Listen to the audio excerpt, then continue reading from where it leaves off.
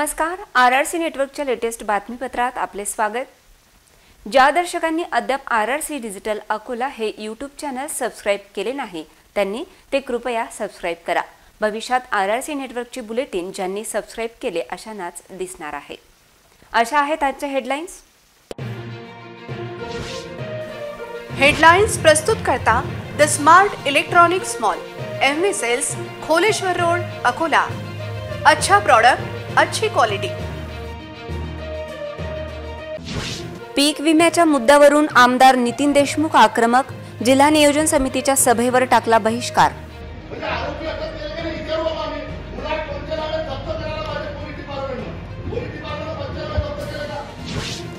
पालकमंत्र्यांनी पुत्र सुजय विखेच्या पराभवाच्या दुःखातून बाहेर यावे, शिवसेना नेते राजेश मिश्रा यांची मागणी। की सध्या कोरोना काळ नाही आहे, तुम्ही ऑनलाईन मीटिंग घेऊ नका, इथे या। अकोल्याच्या पालकमंत्र्यांची नाशिक येथून उपस्थिती, DPDCच्या मीटिंगमधून होणार ऑनलाईन विकास। वाशिम जिल्ह्याचे पालकमंत्री संजय राठोड हरविले आहेत, वाशिम जिल्ह्यात बॅनर झळकल्याने झाली चांगलीच खळबळ। देवांची प्रकृती खालावल्यानंतर आली महापालिकेला जाग, स्वाती इंडस्ट्रीज लाडकी कोणाची, प्रश्न मात्र अनुत्तरित। आता सविस्तर बातम्या। अकोला जिल्हा नियोजन समितीच्या बैठकीवर ठाकरे गटाचे आमदार नितीन देशमुखांनी बहिष्कार टाकला। आमदार देशमुख हे DPDCच्या बैठकीत पीक विमा मुद्द्यावरून चांगलेच आक्रमक झाले आणि बैठक मध्ये सोडत सभागृहाच्या बाहेर पडले।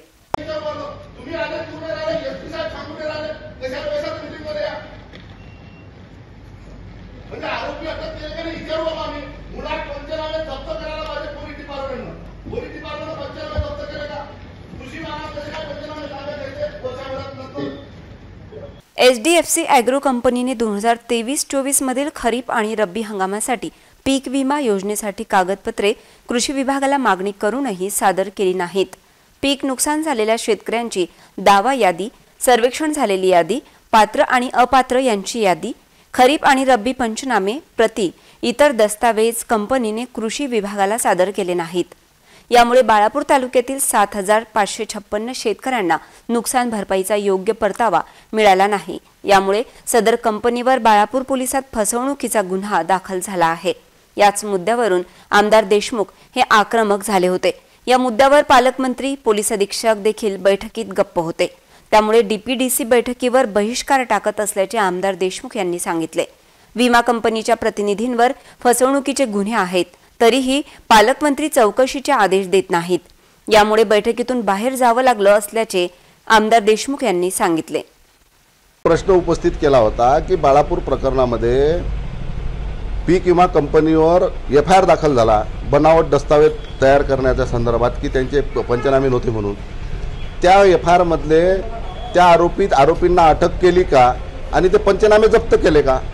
पालकमंत्री महोदय आदेश द्यायला तयार नाही, विचारायला तयार नाहीत। आमचं म्हणणं होतं की तुम्ही आज सूचना द्या, पोलीस अधीक्षक साहेबांना विचारा की पंचनामे जप्त केले का। पंचनामे जप्त केले असतील, कृषी अधिकाऱ्याकडे पंचनामे आले, ज्या प्रकरणामध्ये गुन्हे दाखल झाले ते पंचनामे पोलीस विभागाने जप्त करायला पाहिजे। मुळातच हा सिस्टमचा आणि कायद्याचा भाग आहे। ते बनावट दस्तावेज तयार केले, पुरावा नष्ट करू आले पीक विमा कंपनी आणि कृषी अधिकारी, जिल्हा कृषी अधिकारीलाही सह आरोपी त्याच्यात करायला पाहिजे। जिल्हा कृषी अधिकारी त्यांनी ते पंचनामे बनावट पंचनामे ताब्यात घेतल्यामुळे कोरोनाच्या काळात जसे संकट होते ते आता असून हरविलेल्या पालकमंत्री विखे पाटील यांनी अकोल्यात यावे अशी मागणी शिवसेना नेते राजेश मिश्रा यांनी केली आहे। त्यांनी सुजय विखे यांच्या पराभवाच्या दुःखातून बाहेर येत अकोलेकरांना दिलासा देण्याची मागणी केली आहे। नुकत्याच झालेल्या पावसामुळे शहरातील प्रभाग क्रमांक 17, 18 आणि 8 मध्ये राहणाऱ्या नागरिकांचे मोठ्या प्रमाणात नुकसान झाले असून नागरिकांना नुकसान भरपाई मिळावी या उद्देशाने शिवसेना उद्धव बाळासाहेब ठाकरे गटाने आज आंदोलन केले। जिल्हाधिकारी कार्यालयावर मोर्चा काढण्यात आला। आज जिल्हाधिकारी कार्यालयातील नियोजन समितीच्या सभागृहात नियोजन समितीची बैठक होत असल्याने पालकमंत्र्यांना निवेदन देण्यासाठी हा मोर्चा काढण्यात आला। परंतु बैठकीला पालकमंत्री राधाकृष्ण विखे पाटील ऑनलाईन उपस्थित राहिल्याने मोर्चा घेऊन आलेल्या शिवसैनिकांनी नाराजी व्यक्त केली। पालकमंत्री न आल्याने शिवसैनिकांनी आपली मागणी आमदार नितीन देशमुख यांच्याकडे मांडली की प्रभाग क्रमांक 18, प्रभाग क्रमांक 17 आणि 8 या मधातनं कॅन्वल आहे आणि ते कॅनल पूर्ण भरलेलं आहे। त्याच्यामुळे काय झालं की पाऊस आला की लोकांच्या घरामध्ये पाणी जाते। हे गोरगरीब लोक बसलेले आहेत, त्यांच्या घरात पाणी गेलेलं आहे, त्याचा काही पंचनामा झाला नाही, आता त्यांना कोणती भरपाई झाली नाही आतापर्यंत। आणि त्यासाठी मी आमचं इथे आंदोलन आहे। विशेष म्हणजे जे पालकमंत्री महोदय आहेत, कारण की सत्तेमध्ये जे आहेत आमचे आमदार अकोला जिल्ह्याचे आपले अमोल भाऊ मिटकरी, त्यांनी पण 2 दिवस अगोदर त्यांनी आक्षेप घेतलेला आहे की या महाराष्ट्र राज्यामध्ये जे मिनिस्टर आहेत 4 लोक जे कॅबिनेट मिनिस्टर आहेत ते निष्क्रिय आहेत। याचा असा अर्थ आहे की आमचे जे पालकमंत्री आहेत विखे साहेब हे निष्क्रिय आहेत, कारण की ते सत्तेमध्ये जे आहेत ते त्यांच्यावर आक्षेप घेऊन राहिले आणि 6 महिने झाले ते इथे हजर नाही। जिल्ह्यामध्ये काय चालू आहे, अकोला जिल्हा पूर्ण वाऱ्यावर आहे, इथे काय चालू आहे। विशेष म्हणजे शहरामध्ये रस्त्यावर रस्ता चालू आहे तरी कॅन्वलचा रस्ता होत नाही, कॅनल होत नाही, नाला होत नाही। यासाठी आम्ही आमचं इथे आंदोलन आहे। आमची पालकमंत्री यांना विनंती आहे की सध्या कोरोना काळ नाही आहे, तुम्ही ऑनलाईन मीटिंग घेऊ नका, इथे या, इथे पहा, सध्या कोरोना काळ काही नाही आहे, तुम्हाला काही त्रास नाही आहे। आम्हाला माहिती आहे तुमचा पोरगा पडलेला आहे, तुम्हाला ते दुःख आहे, त्यामध्ये काही दुमत नाही आहे। त्या दुःखातून आता तुम्ही सावरा बाहेर निघा आणि या जिल्ह्यामध्ये या, जिल्हा वाऱ्यावर सोडू नका, नाहीतर तुम्हाला होत नसणार तर तुम्ही हे राजीनामा पालकमंत्री पदाचा राजीनामा द्यावा। आज जिल्हा नियोजन समितीच्या सभेत महसूल, पशुसंवर्धन आणि दुग्ध विकास तथा पालकमंत्री राधाकृष्ण विखे पाटील हे नाशिक येथून व्हिडिओ कॉन्फरन्सद्वारे सहभागी झाले। डीपीडीसीची सभा जिल्हाधिकारी कार्यालयातील नियोजन भवनातील छत्रपती सभागृहात झाली। सन 2024-25 या वर्षासाठी जिल्हा वार्षिक योजनेअंतर्गत 300 कोटींचा प्लॅन मंजूर झाला होता। जिल्ह्यात विविध प्रकारची विकास कामे करण्यासाठी जिल्हा वार्षिक योजनेसाठी निधी प्रस्तावांना आज त्यामध्ये सर्वसाधारण अनुसूचित जाती व अनुसूचित जमाती योजना व उपयोजनांचा समावेश होता। या निधीचे शासकीय यंत्रणांना वितरण नियोजन पालकमंत्र्यांच्या अध्यक्षतेखालील जिल्हा नियोजन समितीकडून म्हणजेच डीपीसी कडून करण्यात आले। त्यामुळे नियोजन समितीला विशेष महत्त्व प्राप्त आहे। जानेवारी महिन्यापासून डीपीसीची सभाच झाली नव्हती।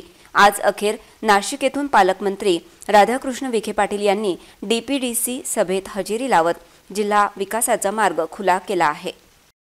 वाशिम जिल्ह्याचे पालकमंत्री संजय राठोड हरवले आहेत, भेटल्यास संपर्क करा असे आशयाचे बॅनर वाशिम शहरात ठिकठिकाणी झळकले असून या बॅनरवर सिटी न्यूज सुपरफास्टने प्रसारित केलेल्या बातम्यांचे कात्रण लावण्यात आले, त्यामुळे चर्चेला उधाण आले आहे।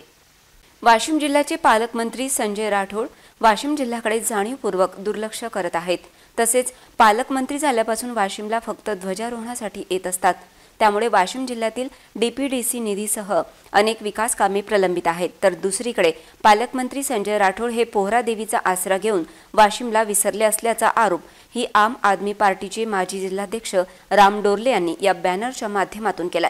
आज सकाळी वाशिम शहराच्या मुख्य बाजारपेठ म्हणून ओळख असलेल्या पाटणी चौक आणि पोलीस स्टेशन चौकात हे बॅनर झळकले आहे।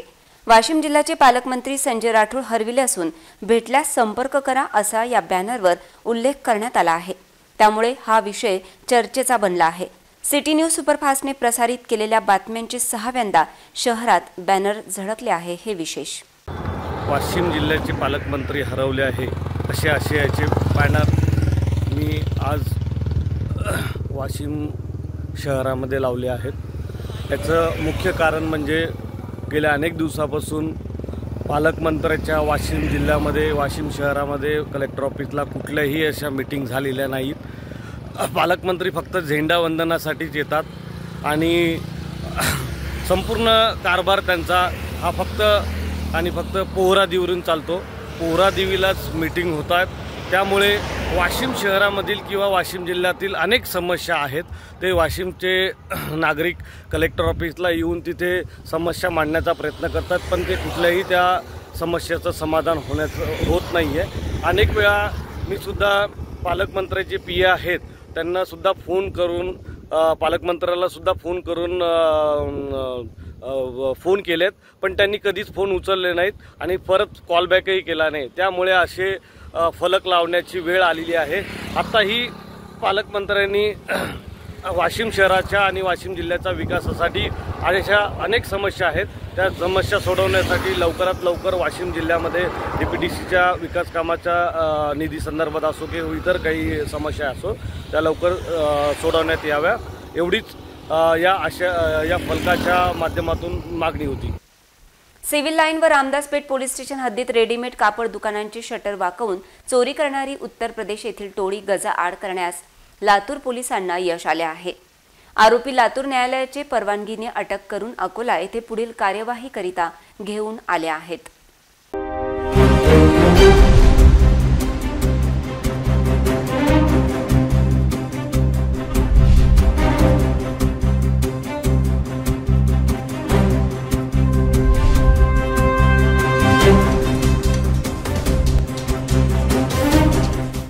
पोलीस स्टेशन सिव्हिल लाईन हद्दीत 16 जुलै रोजी नेकलेस रोडवरील तायबा कलेक्शन व जे एनेक्स या कापड दुकानाचे शटर वाकवून तसेच Shri Balaji automobile spare part दुकान व जठारपेठ चौकातील वैशाली ड्रायफ्रूटचे दुकान व आनंद झेरॉक्स सेंटर या दुकानाचे अज्ञात चोरट्यांनी शटर वाकवून दुकानातील मुद्देमाल व लाखोंची रोख रक्कम चोरून नेली होती. अज्ञात आरोपी विरुद्ध 03 चोरीचे गुन्हे नोंद करण्यात आले होते. गुन्हा घडल्यावर विविध घटनास्थळावरून सीसीटीव्ही फुटेजमध्ये संशयित आरोपीचे चेहरे स्पष्ट होते. आरोपी हे उत्तर प्रदेशचे असून त्यांची नावे मोहम्मद राशिद उर्फ गब्रू मोहम्मद मुशाहिद राहणार शहाजगाल किथोर तालुका मवाना जिल्हा मेरठ, मोहम्मद सलमान मोहम्मद शौकीन राहणार शहाजमाल तालुका मवाना जिल्हा मेरठ, मोहम्मद नदीम मोहम्मद बुदुखा राहणार मसुरी तालुका जिल्हा गाजियाबाद, मोहम्मद नदीम मोहम्मद कल्लू राहणार मसुरी तालुका जिल्हा गाजियाबाद हे असल्याचे निष्पन्न झाले. लातूर येथे गुन्हा करण्यापूर्वीच लातूर स्थानिक गुन्हे शाखेने आरोपी यांना ताब्यात घेतले. अकोला येथील तायबा कलेक्शनसह इतर दुकानांचे शटर वाकवून चोरी केल्याची कबुली दिली आहे. आरोपी लातूर न्यायालयाचे परवानगीने अटक करून अकोला येथे पुढील कार्यवाहीकरिता घेऊन आले आहे. देशमुख महिला मंडळाची जुलै महिन्याच्या सर्वसाधारण मासिक सभेत हेमा मालिनी ग्रुपद्वारे वटपौर्णिमेनिमित्त राबविण्यात आलेल्या व्हिडिओ विथ वर्ड स्पर्धेत मनीषा सरनाईक अव्वल तर या स्पर्धेत वैशाली देशमुख द्वितीय आणि मंजू देशमुख या तृतीय विजेत्या ठरल्या आहेत. स्थानिक हॉटेल सेंटर प्लाझा येथे आयोजित कार्यक्रमाच्या व्यासपीठावर मंडळाच्या अध्यक्षा राजश्री देशमुख, प्रमुख अतिथी पूजाताई, उपाध्यक्ष नयना देशमुख, सचिव स्वप्नाली देशमुख, कोषाध्यक्ष प्रतिभा देशमुख, मंडळाच्या ज्येष्ठ सल्लागार कविताताई ढोरे आणि हेमा मालिनी ग्रुप लीडर पूजा देशमुख उपस्थित होत्या. यावेळी मृदुलता देशमुख यांनी उपक्रमाची माहिती दिली. दरम्यान देशमुख महिला मंडळाने घेतलेल्या व्हिडिओ विथ वर्ड स्पर्धेचा निकाल जाहीर करून विजेत्यांना पारितोषिके देण्यात आली. यामध्ये मनीषा सरनाईक प्रथम, वैशाली देशमुख द्वितीय आणि मंजू देशमुख या तृतीय ठरल्या. कार्यक्रमाच्या यशस्वीतेसाठी वीणा, प्रतिभा, संध्या, सीमा, मृदुलता, मनीषा, मीना, रेवती, वसुधा, संगीता, वैशाली, संध्या, मनीषा, दीपाली, सुचिता, जयश्री, प्राची, प्रमिला, ज्योती, शीतल, पूजा आदी सदस्यांनी परिश्रम घेतले. आभार प्रदर्शन प्राची देशमुख यांनी केले. हेमा मालिनी ग्रुपच्या सर्व सदस्यांनी रेट्रो थीम साकारत हेमा मालिनीच्या हिट गाण्यांवर आपल्या नृत्याविष्काराने सर्वांना मंत्रमुग्ध केले. कार्यक्रमाचे संचालन सीमा व मीना यांनी केले. मनोरंजनासाठी आयोजित खेळ पार पडण्याची जबाबदारी मनीषा, दीपाली यांनी घेतली. या खेळात किरण, वैशाली, छाया, निशा, सरोज, शुभांगी, अश्विनी, रंजना, प्रियांका, नैना आणि उज्ज्वला विजेत्या ठरल्या. हावजी या खेळात रेवती, कविता, नीता, अंजली, अनुराधा, अपेक्षा, रेवती, दीपाली, माया, माधुरी, सुनीता, ज्योती, शुभांगी, सुजाता, नभा, वैशाली, संजीवनी, यशश्री, मंजू आणि पुष्पा विजयी ठरल्या. तसेच वेशभूषामध्ये मंजू, भावना, रोशनी, अनिता, अनुराधा, कोमल, अंजली यांची वेशभूषा आकर्षक ठरली. रेल्वे स्टेशन जवळील उड्डाणपुलावरील खड्ड्यांनी अकोलेकर हैराण झाले आहेत. अकोट फाईल मार्गे अकोट आपातापा या रस्त्याने जाणाऱ्या सर्वांना याचा त्रास होत होता. याविषयी RRC न्यूजने मंगळवारी बातमी प्रसारित करताच या खड्ड्यांची डागडुजी करण्यात आली.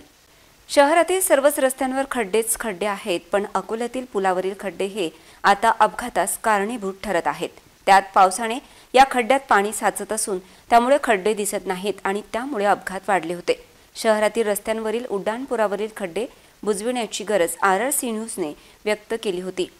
मंगळवारी बातमी प्रसारित होताच आज उड्डाणपुलावरील खड्डे बुजविण्याचा उद्योग महापालिकेने केला. या खड्ड्यांमुळे दुचाकी चालक, ऑटो चालकांसमोर मोठी अडचण होती.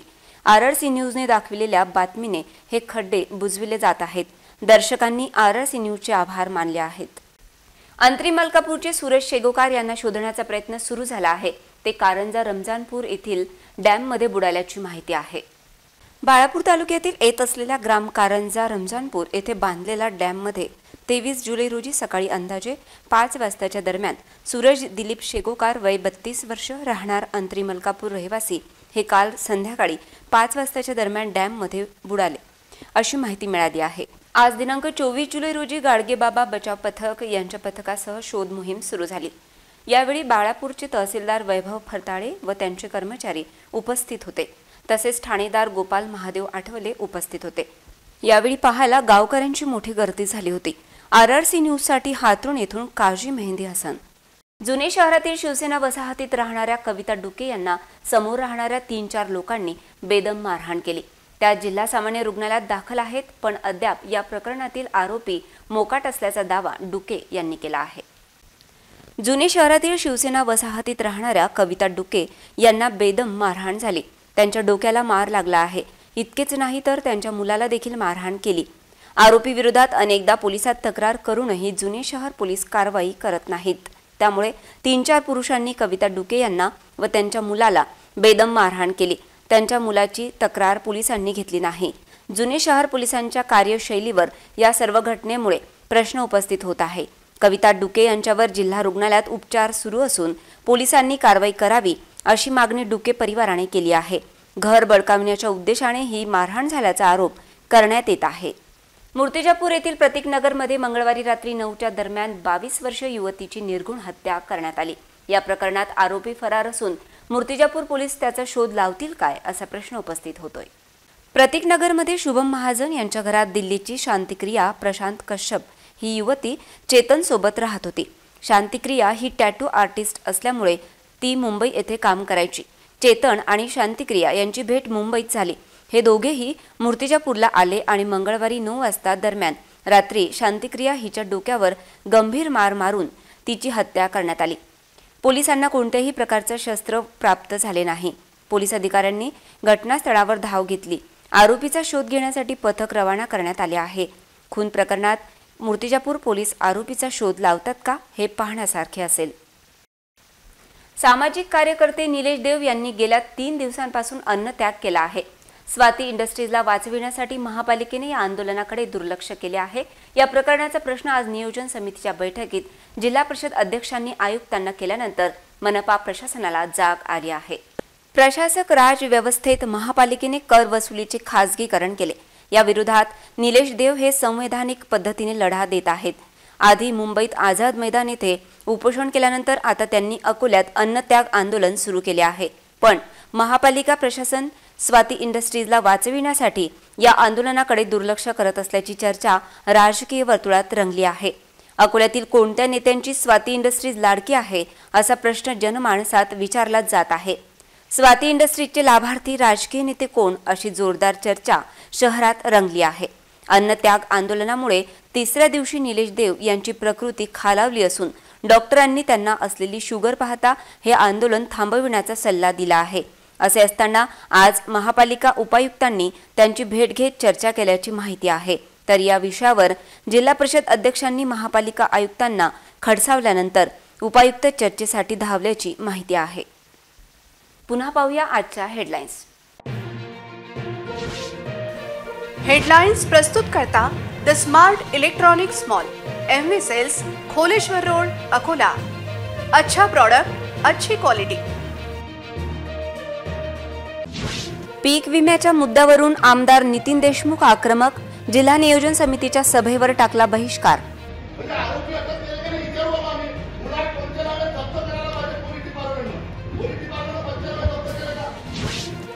पालकमंत्र्यांनी पुत्र सुजय विखेच्या पराभवाच्या दुःखातून बाहेर यावे, शिवसेना नेते राजेश मिश्रा यांची मागणी।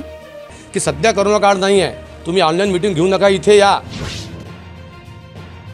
अकोल्याच्या पालकमंत्र्यांची नाशिक येथून उपस्थिती, DPDCच्या मीटिंगमधून होणार ऑनलाईन विकास। वाशिम जिल्ह्याचे पालकमंत्री संजय राठोड हरविले आहेत। वाशिम जिल्ह्यात बॅनर झळकल्याने झाली चांगलीच खळबळ। देवांची प्रकृती खालावल्यानंतर आली महापालिकेला जाग, स्वाती इंडस्ट्रीज लाडकी कोणाची प्रश्न मात्र अनुत्तरित। बातम्यांसाठी तुम्ही पाहत रहा RRC न्यूज। तुमच्या मोबाईलवर नोटिफिकेशन मिळण्यासाठी सबस्क्राइब करा RRC चे YouTube चॅनल, लाईक आणि फॉरवर्ड करा RRC डिजिटल अकोलाचे हे न्यूज बुलेटिन। पुन्हा भेटूया ताज्या बातम्यांसह नवीन बातमीपत्रात। तोवर नमस्कार।